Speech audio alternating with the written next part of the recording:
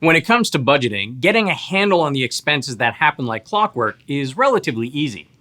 Car payments, the mortgage, gym memberships don't tend to change too much, and if they are variable month to month, we still have a pretty good guess as to what they will be. But the irregular expenses is where many budgets can fall apart. These include holiday, birthday, and anniversary spending, attending weddings, vacations, and anything else that, quite frankly, doesn't happen with as much predictability as our monthly expenses. And one of the biggest sources of non-monthly expenses are all the things you have to pay for when your children are in school, which range from supplies, to field trips, to fundraisers, and more. Creating a budget for school expenses is no different than creating a budget for anything else.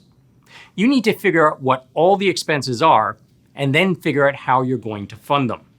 On the expense side, you'll have items such as back-to-school supplies, school photos, uniform costs if applicable, field trips, fundraisers, sports equipment, prom and formal wear, and extracurricular activities.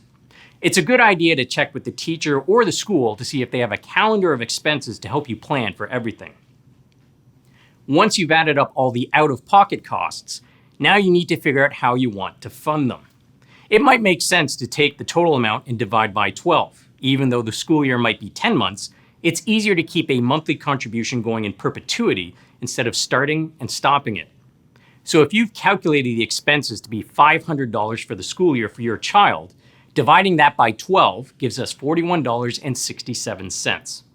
Rounding that up, you might set up a dedicated savings account with automatic transfers of $42 per month. Sometimes it feels like there is expense after expense that you keep getting hit with during the school year, because you do. You can keep on top of those expenses by planning for them ahead of time.